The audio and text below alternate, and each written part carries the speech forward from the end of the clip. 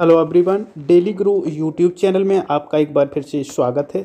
सेवारत शिक्षक प्रशिक्षण विषय गणित पूर्णांक यानी कि इंटीजर्स जो इंटीजर होते हैं उनसे संबंधित ये प्रश्नोत्तरी है और इसमें जो भी प्रश्न शामिल किए गए हैं उनको हम लोग हल करके देखेंगे। पूरा अंत तक वीडियो जरूर देखें। तो शुरू करते हैं गणित प्रश्न और उसमें जो पार्ट पूर्णांक का इंटीजर्स वाला है उसकी जो प्रश्नोत्तरी है वो अपलोड हो चुकी है। तो इसमें हमें उत्तर देने हैं। देखते हैं कितने प्रश्नों को शामिल किया गया और क्या प्रश्न इसमें रखे गए। तो देखते हैं सबसे फर्स्ट प्रश्न यहाँ पर जो दिया गया है वो फर्स्ट प्रश्न है, शून्य सबसे छोटी प्राकृतिक संख्या है, क्या ये सही है या गलत है। तो सत्य और असत्य में आपको जवाब देना है। तो इसको थोड़ा जान लेते हैं। चूँकि जो प्राकृतिक संख्याएं होती हैं वो एक से शुरू होती है, 1 2 3 4 डॉट डॉट, ये प्राकृतिक संख्याएं होती हैं और इसमें यदि जीरो जोड़ दिया जाए तो वो पूर्ण संख्या बन जाती है। तो यहाँ पर शून्य सबसे छोटी प्राकृतिक संख्या नहीं हो सकती है, इसलिए ये दिया गया प्रश्न असत्य है। तो असत्य पर टिक करते इसके बाद में एरो बटन पर क्लिक करते एक दूसरा प्रश्न आ जाता है और दूसरा प्रश्न आपका है, सभी प्राकृतिक संख्याएं पूर्ण संख्याएं होती हैं, क्या ये सही है। तो जो प्राकृतिक संख्याएं हैं वो एक से शुरू होती हैं और एक से अनंत तक चलती रहती हैं। तो यहाँ पे प्रश्न ये है कि सभी प्राकृतिक संख्याएं पूर्ण संख्याएं होती हैं। तो ये बात बिल्कुल सही है। जो प्राकृतिक संख्याएं हैं वे भी पूर्ण संख्याएं होती हैं।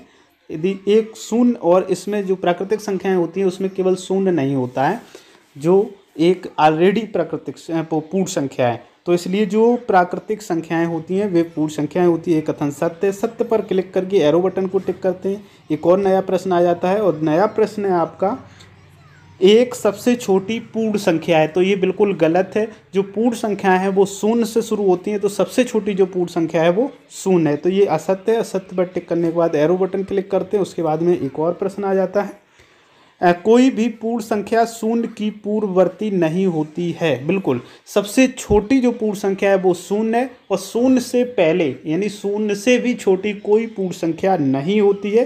तो ये कथन बिल्कुल सत्य है। सत्य पर क्लिक करके एरो बटन दबाएंगे, उसके बाद में एक और प्रश्न आ जाता है और यहाँ पर है, सभी पूर्ण संख्याएं प्राकृतिक संख्याएं होती हैं। जो पूर्ण संख्याएं होती हैं और पूर्ण संख्याएं कहाँ से शुरू होती है, 0 1 2 3 इस प्रकार से। तो ये सभी पूर्ण संख्याएं प्राकृतिक संख्याएं होती हैं।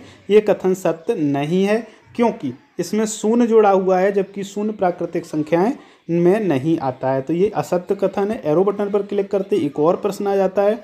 अब यहाँ पर लिखा हुआ है कि जो संख्याएं दी गई हैं उनको आरोही क्रम में लगाइए।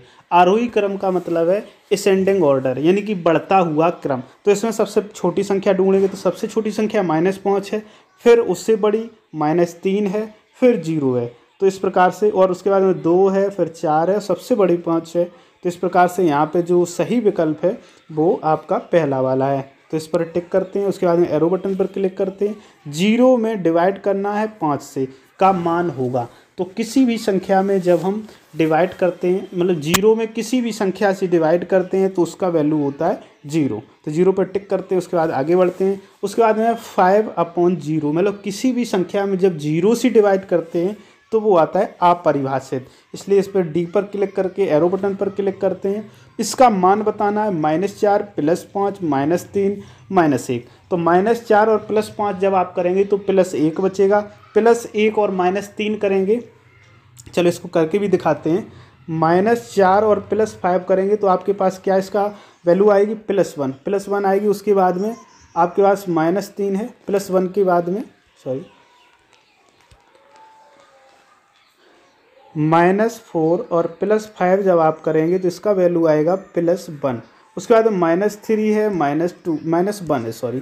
जब -1 और -3 करेंगे तो ये -4 हो जाएगा। -4 में से +1 करेंगे तो -3 आ जाएगा। तो इसका जो सही उत्तर है वो दूसरा है। इस पर टिक करके आगे बढ़ते एक और प्रश्न आ जाता है और ये प्रश्न थोड़ा बड़ा है, इसको समझना होगा। गणित के पेपर में सही उत्तर देने पर 4 अंक मिलते हैं और गलत उत्तर देने पर -2 यानी 2 अंक काट लिए जाते हैं। रिया को 30 सही उत्तर देने पर 80 अंक प्राप्त हुए। रिया ने कितने प्रश्न गलत किए।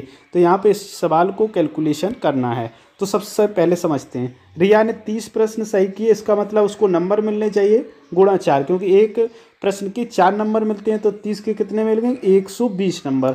उसके बाद में मिलते उसको कितने हैं 80 नंबर, इसका मतलब 80 नंबर उसे मिलते, मिलना चाहिए 120, तो कितना अंतर आ रहा 40 अंक का अंतर आ रहा। तो 40 अंक का अंतर आ रहा, 40 अंक कम मिल रहे हैं, एक प्रश्न पर 2 नंबर काटे जा रहे, तो 40 अंक कितने प्रश्न पर काटे जाएंगे 20 प्रश्न पर, तो 20 प्रश्न उसके गलत होते हैं। इसको सही करके आगे चलते हैं। इस प्रकार से 10 प्रश्नों को हमने सॉल्व किया।